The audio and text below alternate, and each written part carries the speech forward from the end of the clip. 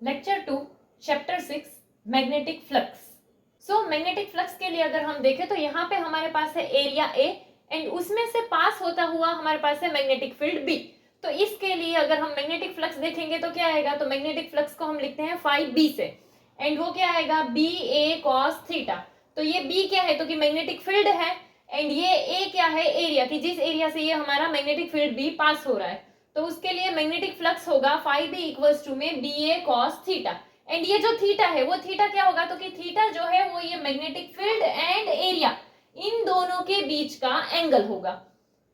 तो ये वाला जो इक्वेशन है इसे हम कर्व सरफेस के लिए एंड नॉन यूनिफॉर्म फील्ड्स के लिए यूज कर सकते हैं। नाउ अगर हमारा जो मैग्नेटिक फील्ड का मैग्नीट्यूड है वो अगर डिफरेंट है एंड डायरेक्शंस जो है वो भी अगर डिफरेंट है सरफेस पे, की जैसे ये एक सरफेस है, यहाँ पे मैग्नेटिक फील्ड जो है वो डिफरेंट डायरेक्शंस में है एंड उसका मैग्नीट्यूड भी अगर डिफरेंट है, तो इसके लिए अगर हमें मैग्नेटिक फ्लक्स फाइंड करना है इस सरफेस के लिए तो हम कैसे करेंगे, तो magnetic flux phi B equals to में क्या आ जाएगा, तो कि B1 DA1 प्लस में B2 DA2 इस तरह से आ जाएगा। नाउ ये क्या है, तो जब हमारे पास ऐसे सरफेस है इसके लिए हम क्या करेंगे, तो कि ऐसे स्मॉल स्मॉल एरिया एलिमेंट लेंगे एंड ये स्मॉल एरिया एलिमेंट के लिए हम मैग्नेटिक फ्लक्स जो है वो फाइंड कर देंगे एंड ये जो भी सारे एरिया एलिमेंट के लिए हमने मैग्नेटिक फ्लक्स फाइंड किया है उन सब का क्या कर लेंगे प्लस, तो हमें टोटल मैग्नेटिक फ्लक्स जो है वो मिल जाएगा। तो इसीलिए यहाँ पर कि जैसे एक एरिया एलिमेंट का तो ये आ जाएगा हमारा B1 DA1, फिर जैसे ये दूसरा एरिया एलिमेंट है तो B2 DA2, इस तरह से जितने भी हम लेते हैं तो उन सब का क्या कर देंगे प्लस। तो यहाँ पर जैसे अगर हम ये सबका प्लस करते हैं तो हम उसको ऐसे लिख सकते हैं समेशन ऑल BI तो ये I क्या होगा, तो कि ये I जो है वो ये हमारे नंबर्स होंगे कि ये 1 2 जहां तक जितने हमारे एरिया एलिमेंट हमने लिए हैं एंड यहाँ पर देखिए अगर तो ये BI क्या है, तो कि BI मैग्नेटिक फील्ड है। किसका मैग्नेटिक फील्ड होगा, तो कि जो भी एरिया एलिमेंट लिया है उस एरिया एलिमेंट का मैग्नेटिक फील्ड होगा। एंड ये जो है ये इक्वेशन इसे हम इंटीग्रेशन के फॉर्म में भी लिख सकते हैं, तो वो इक्वेशन हम ऐसे लिख सकते हैं। इसके अलावा अगर हम देखें तो मैग्नेटिक फ्लक्स जो है वो एक स्केलर क्वांटिटी है एंड उसका जो ऐसा यूनिट होता है वो होता है वेबर। मैग्नेटिक फ्लक्स का ऐसा यूनिट होता है वेबर। नाउ वेबर के अलावा और कौन सा होता है, तो वेबर के अलावा और होता है टेस्ला मीटर स्क्वायर एंड दूसरा होता है वोल्ट सेकंड। नाउ अगर हम 1 वेबर क्या होता है उसका डेफिनेशन देखें तो यहां से अगर हम देखें कि चलो हमारा फ्लक्स क्या है, ये फाई बी एंड उसके लिए फॉर्मूला क्या है बी ए कॉस थीटा। तो नाउ अगर हमें फ्लक्स के लिए फॉर्मूला देखना है या यू कैन से 1 वेबर कैसे होता है, तो 1 वेबर के लिए क्या, एक तो ये मैग्नेटिक फील्ड जो है वो सपोज हमारे पास है 1 टेस्ला एंड ये जो एरिया है वो एरिया सपोज क्या हो 1 मीटर स्क्वायर। तो जब हमारा मैग्नेटिक फील्ड एरिया के परपेंडिकुलरली है, तो जब हमारा मैग्नेटिक फील्ड 1 टेस्ला अगर हमारे सरफेस 1 मीटर स्क्वायर से परपेंडिकुलर है, यानी क्या, तो कि ऐसे हमारा एरिया है एंड यहां से ऐसे मैग्नेटिक फील्ड पास हो रहा है एंड इसका एरिया वेक्टर भी फिर कहां, तो कि ऐसे ही जाएगा, तो थीटा भी क्या हो जाएगा 0 हो जाएगा, तो cos 0 तो 1 आ जाएगा। तो इसीलिए कि अगर हमारा मैग्नेटिक फील्ड 1 टेस्ला है एंड जो एरिया है वो 1 मीटर स्क्वायर एरिया से परपेंडिकुलर के हिसाब से अगर पास होता है, तो हम ऐसा बोल सकते हैं कि इसका जो मैग्नेटिक फ्लक्स होगा वो 1 वेबर जितना होगा। और इसीलिए हम यहाँ पर ऐसा भी लिख सकते हैं कि चलो मैग्नेटिक फ्लक्स के लिए यहाँ पर देखें तो 1 वेबर यानी क्या हो जाएगा, तो कि ये हो गया 1 टेस्ला मैग्नेटिक फील्ड के लिए एंड ये जो है एरिया क्या था, तो कि 1 मीटर स्क्वायर। तो ये हमारा 1 वेबर का डेफिनेशन है कि 1 वेबर जो है वो कब होता है, तो 1 वेबर कब होगा, तो कि 1 टेस्ला जितना मैग्नेटिक फील्ड जो है वो 1 मीटर स्क्वायर के सरफेस से परपेंडिकुलरली अगर हो तो जो मैग्नेटिक फ्लक्स होगा वो 1 वेबर होगा।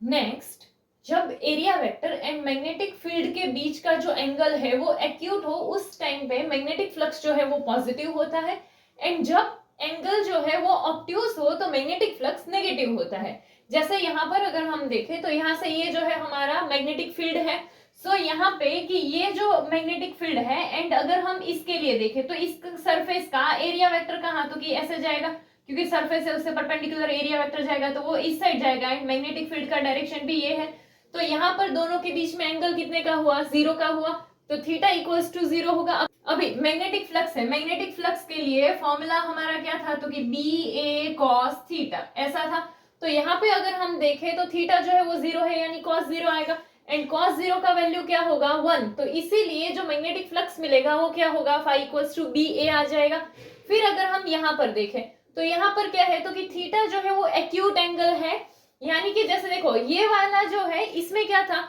जैसे कि यहाँ पे अगर हम देखें तो ये हमारा सरफेस है एंड इस सरफेस में क्या था, तो कि मैग्नेटिक फील्ड ऐसे पास हो रहा है, सरफेस इधर है तो इसका एरिया वेक्टर भी इधर होगा, तो लाइक कि एरिया वेक्टर इधर है, मैग्नेटिक फील्ड भी इधर है, तो दोनों के बीच का एंगल जो है वो क्या हो रहा था, 0। फिर नाउ अगर इस सरफेस को हम थोड़ा सा ऐसे कर देते हैं तो अब क्या होगा, तो कि ये सरफेस है एंड इसके लिए जो एरिया वेक्टर है वो क्या परपेंडिकुलर के हिसाब से यानी ऐसे जाएगा, तो एरिया वेक्टर ऐसे गया एंड मैग्नेटिक फील्ड जो है वो ऐसे है, यानी कि मैग्नेटिक फील्ड यहां से गया एंड एरिया वेक्टर जो है वो ऐसे जा रहा है, तो दोनों के बीच में एंगल होगा, तो वो एंगल के हिसाब से कि जैसे यहाँ पर मैग्नेटिक फील्ड ऐसे है,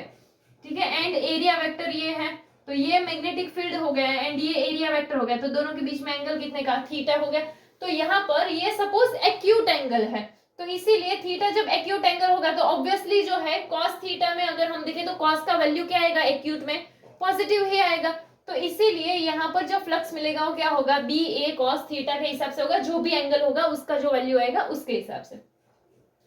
फिर अगर हम यहाँ पर देखें कि जब थीटा जो है वो कितना हो, 90 डिग्री, 90 डिग्री यानी क्या, तो कि मैग्नेटिक फील्ड जो है उसका डायरेक्शन ये है एंड अगर सरफेस ऐसे है तो उसका एरिया वेक्टर तो इधर जाएगा, तो यहाँ पे 90 डिग्री का एंगल बन गया, तो यहाँ पे क्या हो जाएगा, बी ए कॉस 90 हो जाएगा एंड कॉस 90 का वैल्यू जो है वो क्या है, 0, तो इसीलिए जो 0 से मल्टीप्लाई में 0 हो जाएगा, तो जो हमें मैग्नेटिक फ्लक्स मिलेगा वो क्या हो जाएगा, 0। यानी इस वाले में क्या है, तो कि सरफेस जो है ना वो ऐसे रखी हुई है, सरफेस ऐसे है, मैग्नेटिक फील्ड जो है वो यहाँ से ऐसे पास हो रहा है, मैग्नेटिक फील्ड ऐसे पास हो रहा है, सरफेस ऐसे है, तो एरिया वेक्टर इधर आएगा, तो एक वेक्टर इधर एंड मैग्नेटिक फील्ड इधर। फिर इसमें अगर हम देखें तो क्या है, तो कि सरफेस जो है उसका एरिया वेक्टर यहाँ पे है एंड मैग्नेटिक फील्ड जो है वो यहाँ पर है, तो ऐसे देखो एंगल कितने का बन रहा है, 180 का बन रहा है, तो थीटा जो है वो क्या आ गया, 180, तो cos 180 में अगर हम देखें तो cos 180 का वैल्यू क्या होता है, -1 होता है, तो -1 का बी ए के साथ इंटू करेंगे तो क्या माइनस बी आ जाएगा, इसीलिए जो फ्लक्स मिलेगा वो क्या होगा, -BA। तो ये हमने क्या देखा कि जब हमें area vector and magnetic field के एंगल के हिसाब से मैग्नेटिक फ्लक्स हमने देखा, तो यहाँ पर जो है क्या कि एक्यूट के टाइम पर मैग्नेटिक फ्लक्स पॉजिटिव आएगा, ऑब्ट्यूज के टाइम पर मैग्नेटिक फ्लक्स नेगेटिव आएगा, 0 पे जो है वो हमें बी ए के हिसाब से मिलेगा एंड 180 पे -BA मिलेगा, एंड जब परपेंडिकुलर में आ जाएगा मतलब दोनों के बीच का एंगल 90 डिग्री हो जाएगा तो फ्लक्स 0 हो जाएगा।